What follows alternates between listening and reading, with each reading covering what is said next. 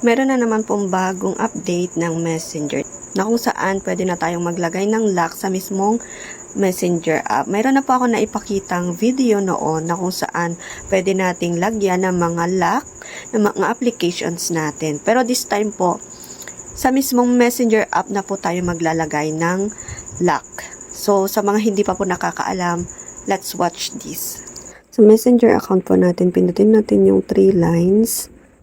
Tapos settings, and then privacy and safety. Tapos dito yan sa app lock. Yan, enable lang po natin.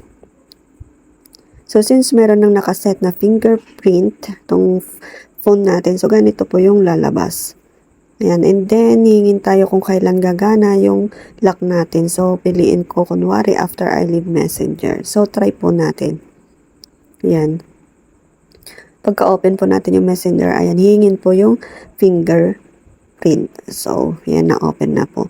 Pero kung wala pa pong nakaset na lock sa setting natin, so, ida-direct po tayo sa setting at gagawa po tayo ng, ayan, mga lock, device security like fingerprint, face recognition, and so, bahala na po tayo kung ano yung pipiliin natin. So, yun lang po. Thank you for watching.